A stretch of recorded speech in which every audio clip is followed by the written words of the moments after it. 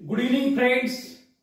पुन्हा आपल्या सर्वांसाठी आज गणिताची एक नवीन संकल्पना घेऊन आलेलो आहे. ती आजची गणिताची संकल्पना म्हणजे दशांश अपूर्णांक होय.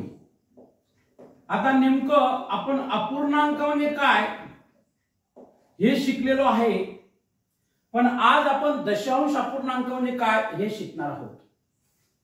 मग आता नेमकं दशांश अपूर्णांक म्हणजे काय? दशांश अपूर्णांक म्हणजे ज्या अपूर्णांकांचे छेद हे 10, 100, 1000 म्हणजे 10च्या पटीत येणाऱ्या संख्या ज्या छेदाच्या स्वरूपात असतात अशा सर्व अपूर्णांकांना दशांश अपूर्णांक असे म्हणतात. आता बघा, पुन्हा इथे लिहितो. हा 10 आहे, या 10च्या पटीतील 100, पुन्हा या 10च्या पटीतील 1000 म्हणजे ज्या संख्यांचा छेद हा कधी कधी 10 असतो, कधी कधी 100 असतो, कधी कधी 1000 असतो, अशा सर्व संख्यांना किंवा अपूर्णांक युक्त असणाऱ्या संख्यांना दशांश अपूर्णांक असे म्हणतात. बरोबर. मग आता दशांश अपूर्णांक ही संकल्पना आपल्याला स्पष्ट झाल्यानंतर दशांश चिन्ह काय असतं हे समजणं फार महत्वाचं आहे. दशांश चिन्ह म्हणजे काय? आता दशांश चिन्ह म्हणजे एक बिंदू असतो ज्याला इंग्रजीमध्ये पॉइंट म्हणतात.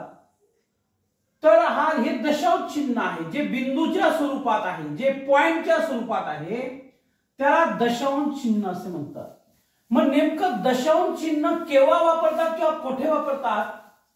पूर्णांक संख्येनंतर एखादी पूर्णांक संख्या दिलेली आहे, त्या पूर्णांक संख्येनंतर अजून काही संख्या आहेत उर्वरित, तर त्या संख्या डिनोट करण्यासाठी, दाखविण्यासाठी किंवा दर्शविण्यासाठी दशांश चिन्हाचा वापर केला जातो. उदाहरणार्थ 5 ही पूर्णांक संख्या आहे, पण इथं जर मध्ये आपण हे दशांश चिन्ह दिलं तर 5 दशांश चिन्ह 6 असं आपण याचं वाचन करू. समजा 8 आहे, 8 दशांश चिन्ह 4, तर असं आपण त्याचं वाचन करू शकतो.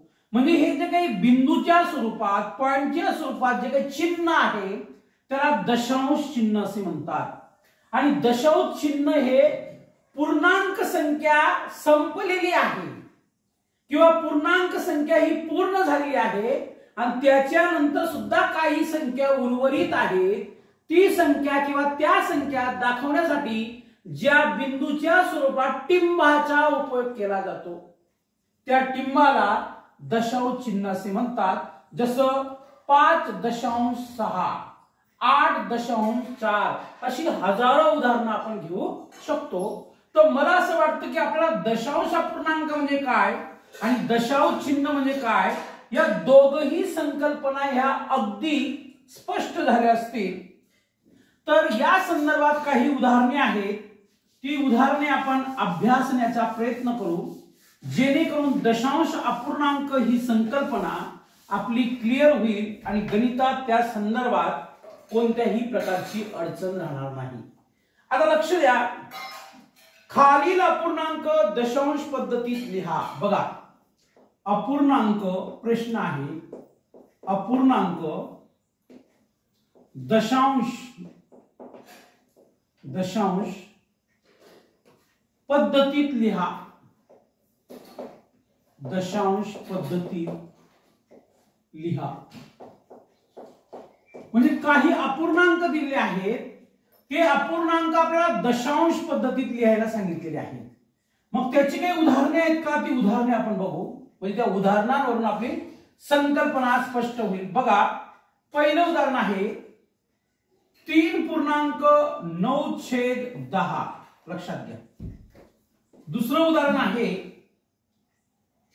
1.4/10, 1.4/10.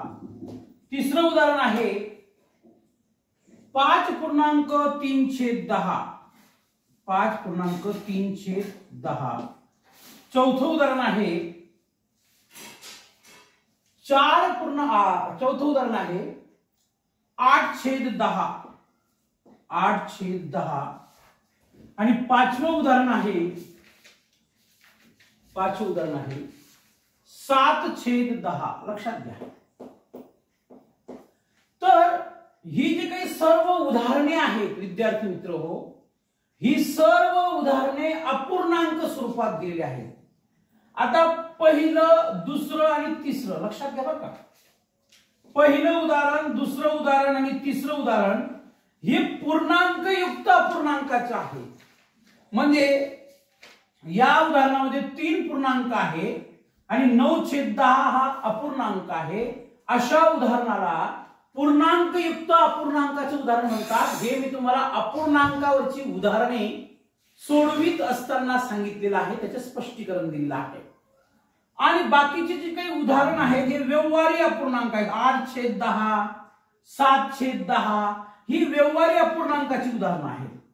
तर काय म्हटलेलं आहे की या उदाहरणांचं दशांश अपूर्णांकामध्ये किंवा दशांश पद्धतीत रूपांतर करा असं म्हटलेलं आहे. तर बघा काय करायचं विद्यार्थी मित्र हो. या 10 ने 3 ला गुणायचं म्हणजे 10×3 आणि हा वरचा जो काही अंश असतो याला त्याच्यात ऍड करायचं, प्लस करायचं. 10×3 आणि 30 अधिक 9 किती झाले? 39. लक्षात घ्या काय झाले? 39. मग आता हे इथे काही 39 उत्तर आलेलं आहे. या 39 उत्तरामध्ये आपल्याला दशांश चिन्ह वापरायचं आहे. मग मला सांगा इथं 1 नंतर 0 किती आहे? 1च. 1 नंतर 0 किती आहे? 1च. मग जी काही आपण पूर्णांक संख्या लिहिलेली असते त्या पूर्णांक संख्येनंतर एक दशांश चिन्ह जर दिलं तर 3.9/10 चा दशांश स्वरूपात जर आपण रूपांतर केलं तर 3/9 उत्तर येतं. बघा लक्षात घ्या. मग या 3 नंतरच मी का पॉइंट दिला? या 3 नंतरच दशांश चिन्ह का वापरलं? कारण की इथं 1 0 असल्यामुळे एक घर सोडून मी काय दिलेलं आहे? दशांश चिन्ह दिलंय. दुसरं उदाहरण बघा. 10×1=10, 10×1=10 आणि या 10 मध्ये 4 मिळवले तर किती होतात? 14. म्हणजे 14 संख्या तयार झाली की नाही. पण इथं 1 0 असल्यामुळे लक्षात घ्या, इथं 1 0 असल्यामुळे एक घर सोडून आपण काय दिलेलं आहे? दशांश चिन्ह दिलेलं आहे. म्हणजे या पूर्णांकयुक्त अपूर्णांकाच्या दशांश स्वरूपात जर आपल्याला उत्तर काढायचं असेल तर 1/4 येईल आणि पहिलं उत्तर काढायचं असेल तर 3/9 येईल. बघा त्याच्यानंतर तिसरं उदाहरण बघा. 10×5=50, 50 आणि 3 किती झाले? 53. बरोबर. मग इथं छेदामध्ये 1 0 असल्यामुळे 5.3. लक्षात घ्या बरं का, 5.3. आता वरची 3 उदाहरणे सारखी होती म्हणून सोडवायला सोपी होती. पण अशा प्रकारच्या उदाहरणामध्ये काय करायचं? कारण की इथं 8/10 दिलेला आहे. या 8/10 च्या उदाहरणामध्ये पूर्णांक दिलेला नाही. तर अशा वेळेला काय करायचं? 0 घ्यायचा आहे. मग हा 0 का घेतला लक्षात घ्या बरं का, समजून घ्या. हा 0 का घेतला? कारण इकडे पूर्णांक नाहीये. मग 0.8. 8/10 याच्या पूर्ण आपलं हे काही दशांश चिन्हाच्या स्वरूपात उत्तर 0.8. मग हा 0 का घेतला? कारण की या ठिकाणी पूर्णांक युक्त स्वरूपात कोणतंही काय म्हणू आपण संख्या नाही, कोणतीही संख्या नाही. पाचवं उदाहरण कसं सोडायचं बघा. या ठिकाणी देखील पूर्णांक दिलेला नाही म्हणून एक 0.7 हा वरचा 7. तर अशा प्रकारे या सर्व अपूर्णांकाचे दशांश पद्धतीत अशा प्रकारची उत्तरं लिहायची होती किंवा अशा प्रकारचे ते उदाहरण सोडवायचं होतं. त्याचे चित्र घ्या, फोटो घ्यायचे, स्नॅपशॉट घ्या जेणेकरून आपलं लक्षात येईल. बरोबर. आता अजून काही उर्वरित उदाहरणे बघू आपण दशांश अपूर्णांकाच्या संदर्भात. पुसत आहे मी बघा, लक्षात घ्या, कन्फ्यूज होऊ नका. पुढचा प्रश्न आहे अपूर्णांक दशांश रूपात लिहा आणि वाचा. बघा अपूर्णांक अपूर्णांक अपूर्णांक दशांश रूपात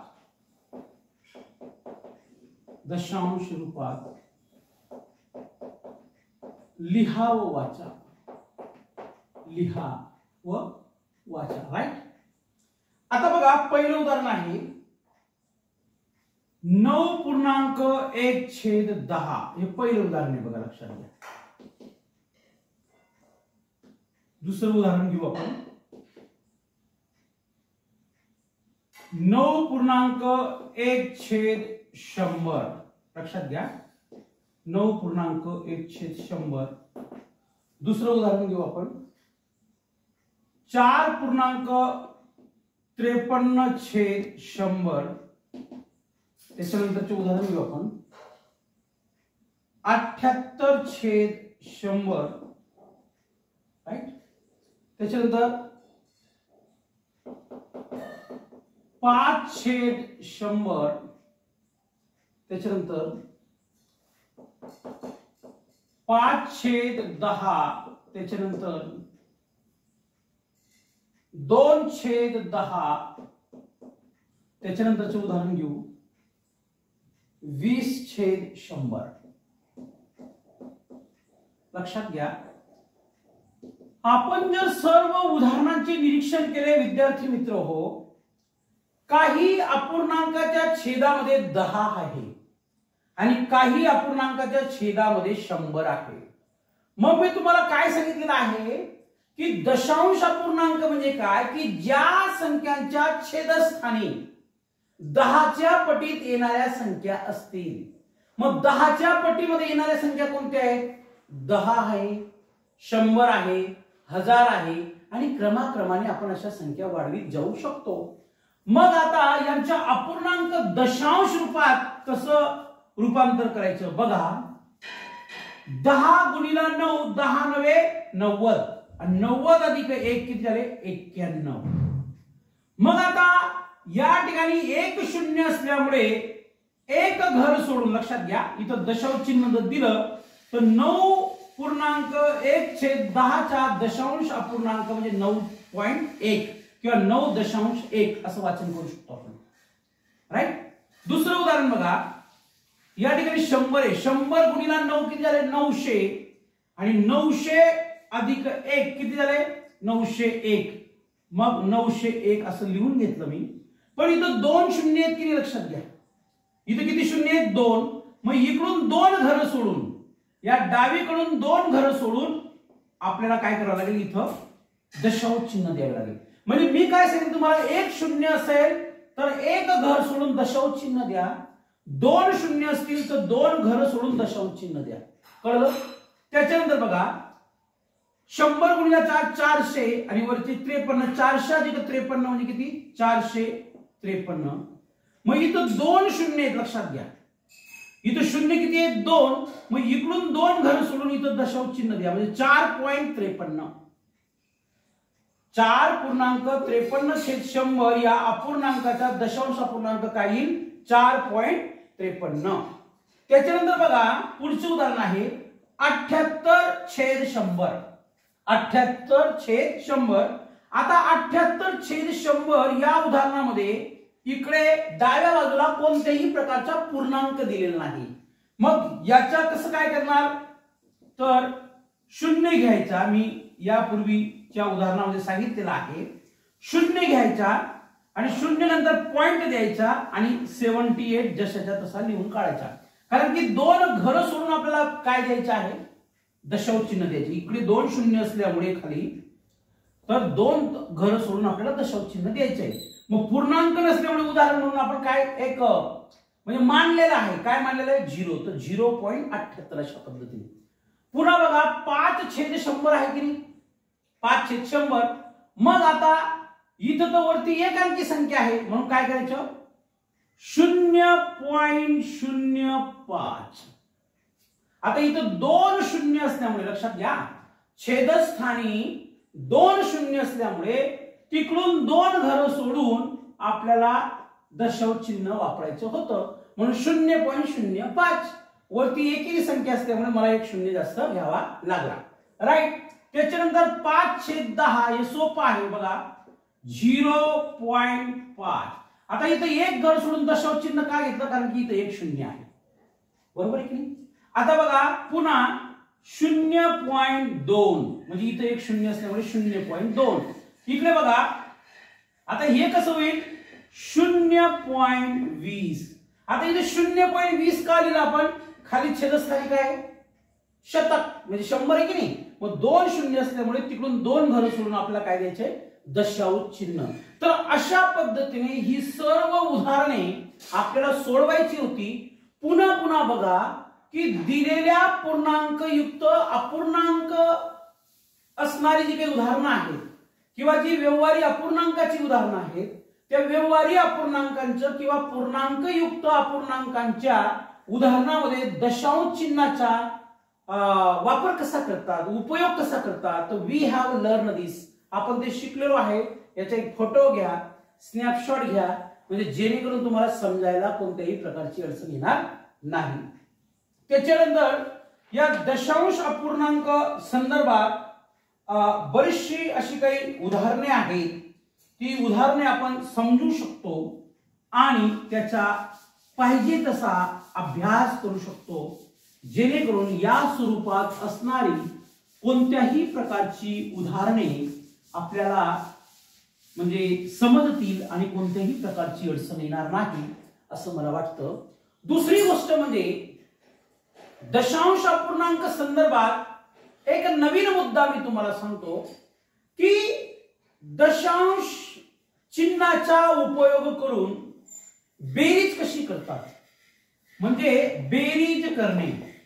आता लक्षात घ्या, बेरीज करा म्हणजे कुणाची बेरीज करा, दशांश अपूर्णांकाची बेरीज करा. आता 2 अधिक 1 3 उभ्या मांडणी पद्धतीने आपण शिकलोय. पुन्हा 2 अधिक 1 बरोबर 3 आडवी मांडणी पद्धतीने आपण 1 digit 2 digit 3 digit 4 digit 5 digit बरोबर अशा सर्व प्रकारची साधी साधी बेरजेची उदाहरणं आपण शिकलेलो आहोत. पण ज्या उदाहरणामध्ये दशांश चिन्हाचा वापर केला असतो त्या दशांश चिन्हाचा वापर केलेल्या उदाहरणांचा किंवा संख्यांची बेरीज कशी करतात ती आपण बघणार आहोत. एकदा या प्रकारची बेरीज जर आपल्याला समजली तर in future you will not face single problem regarding the same pattern of mathematics. आपण जो अभ्यास करत आहोत, ज्या प्रकारची गणित आपण समजून घेत आहोत, या प्रकारची अडचण आपल्याला येणार नाही. तर बघा, दशांश चिन्हांचा वापर करून त्याची बेरीज कशी करतात आपण बघू. बेरीज करा 45.83. पहिले उदाहरण घेऊ आपण. बघा 45.83 अधिक 167.4. लक्षात घ्या. आता 45 नंतर काय पॉइंट म्हणजे काय दशांश चिन्ह. इकडे 167 नंतर काय पॉइंट म्हणजे काय दशांश चिन्ह. मग दशांश चिन्ह असणाऱ्या संख्यांची बेरीज कशी करतात हा आपला मुद्दा आहे. लक्षात घ्या. तर अगोदर नियमानुसार बघा दशांश चिन्ह युक्त उदाहरणांची बेरीज कशी करतात. अगोदर संख्या व्यवस्थित मांडून घ्याव्यात हा पहिला नियम. दुसरी गोष्ट दशांश चिन्हाच्या खाली दशांश चिन्ह देणे, प्रत्येक संख्येची व्यवस्थित मांडणी करणे. आणि चौथी गोष्ट म्हणजे प्रत्येक संख्येची व्यवस्थित मांडणी करून म्हणजे एकक दशक शतक हजार 10,000 याप्रमाणे व्यवस्थित मांडणी केल्यानंतर ते उदाहरण सोडवणे तर आपलं उत्तर चुकणार नाही. तर बघा ही आहे आडवी मांडणी. ही कोणती मांडणी आहे, आडवी मांडणी आहे. तर या संख्यांची आपण उभी मांडणी करून हे उदाहरण सोडवू शकतो म्हणजे आपलं उत्तर चुकणार नाही. बघा 45.83 अधिक. आता 45 नंतर काय पॉइंट, मग पॉइंटच्या खाली म्हणजे दशांश चिन्हाच्या खाली दशांश चिन्ह द्यायचं. दिलं. मग दशांश चिन्हाच्या खाली दशांश चिन्ह दिल्यानंतर लक्षात घ्या बरं का, दशांश चिन्हाच्या खाली दशांश चिन्ह दिल्यानंतर वरची संख्या लिहिलेली आपण 45.83. मग इथं दशांश चिन्ह दिल्यानंतर दशांश चिन्हानंतर कोणती संख्या आहे, अगोदरची संख्या नाही, दशांश चिन्हानंतर कोणती संख्या आहे मग ती संख्या लिहायची. मग इथे येईल 4 बरोबर. मग आता दशांश चिन्हाच्या इकडे कोणती संख्या आहे बघा 7 आहे, 6 आहे आणि 1 आहे. आता यांची बेरीज करू.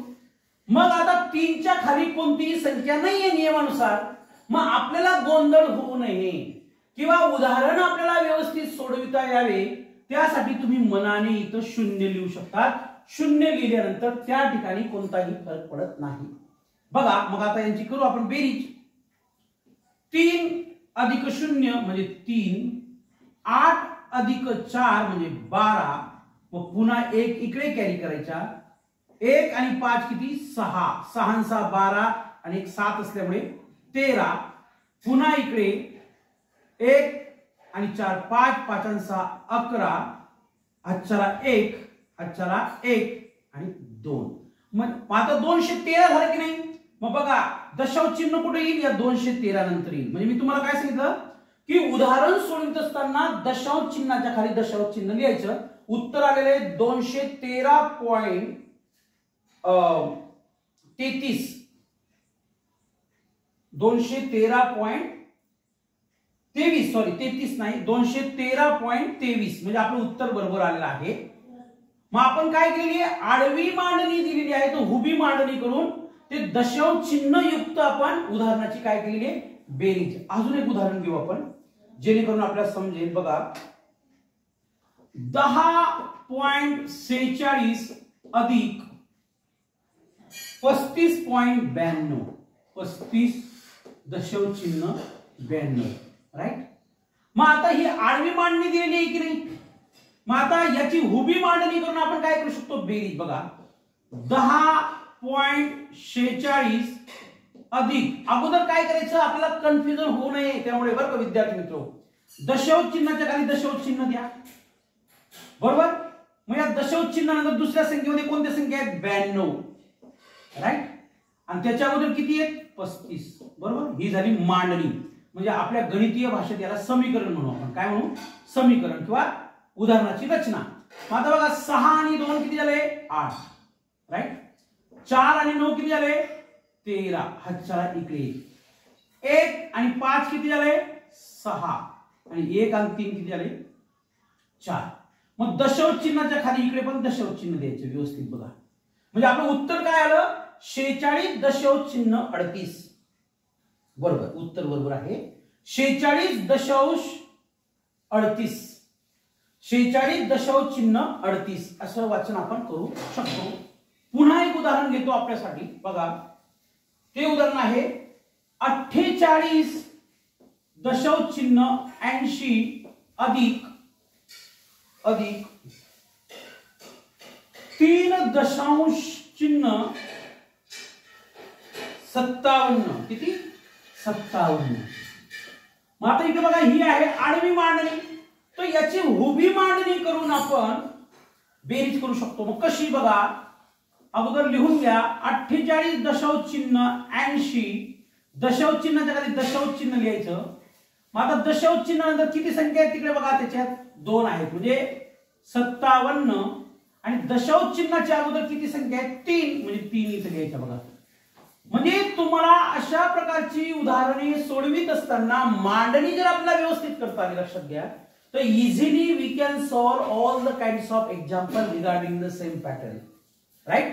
बघा आता 0 मधून 7 जात नाही आपलं सॉरी 0 आणि 7 किती 7 0 आणि 7 किती 7. 8 आणि 5 किती झाले 13, हातच्याला 1. 9 आणि 3 किती झाले 12, हातच्याला 1. 4 आणि 1 किती झाले 5. मग आता दशांश चिन्हाच्या खाली दशांश चिन्ह बघा इथं म्हणजे 52 दशांश चिन्ह 36 राईट. 52 दशांश चिन्ह 36 कळलं का राईट. तर अशा पद्धतीने आपल्याला हे उदाहरण सोडवायची होती. तर दशांश चिन्ह असणारी उदाहरणे कशी सोडवितात, त्याचे उत्तर कसं लिहितात, त्यांची मांडणी कशी करतात, तर अशा पद्धतीने आपल्याला बेरीज करायची होती. कशाची बेरीज करायची होती दशांश चिन्ह असणाऱ्या उदाहरणांची आपल्याला काय करायची होती बेरीज करायची होती. हे उदाहरण देखील दशांश चिन्ह किंवा दशांश अपूर्णांक याच्याशी संबंधित आहे त्यामुळे ही संकल्पना घेतली. त्यानंतर बघा की दशांश अपूर्णांकांची वजाबाकी कशी करतात ते आपल्याला बघायचे आहे. दशांश अपूर्णांकांची वजाबाकी कशी केली जाते ती आपण बघणार आहोत. दशांश अपूर्णांकांची आपल्याला काय करायची आहे, वजाबाकी करायची. काय करायची आहे, वजाबाकी. लक्षात घ्या, याचे एक उदाहरण घेऊ आपण, म्हणजे आपल्याला कोणत्याही प्रकारची अडचण येणार नाही. एका उदाहरणावरून तुम्ही समजू शकता दशांश अपूर्णांकांची वजाबाकी. बघा, 25 दशांश चिन्ह 74 वजा 13 दशांश चिन्ह 42. लक्षात घ्या, 25 दशांश चिन्ह 74 वजा 13 दशांश चिन्ह 42. या ठिकाणी आपल्याला बेरीज नाही करायची, आपल्याला या ठिकाणी काय करायचे, वजाबाकी. तर ही आडवी मांडणी आहे विद्यार्थी मित्र. कोणती मांडणी आहे, आडवी मांडणी आहे. तर याची आपल्याला काय करायची, आता उभी मांडणी करायची. बघा, 25 पॉइंट म्हणजे दशांश चिन्ह 74 वजा 13 दशांश चिन्हाच्या खाली दशांश चिन्ह 42. आता बघा, हे उदाहरण सोडवा. 4तून 2 गेले किती, 2. 7मधून 4 गेले किती, 3. 5तून 3 गेले किती, 2. आणि 2तून 1 गेले किती, 3. म्हणजे 32 दशांश चिन्ह 32 याचे उत्तर येणार आहे. तर अशा पद्धतीने वजाबाकीची देखील आपण वेगवेगळी उदाहरणं घेऊन हे उदाहरणं सोडू शकतात. तर हा व्हिडिओ आपल्याला कसा वाटला, लाईक करा, शेअर करा, सबस्क्राईब करा.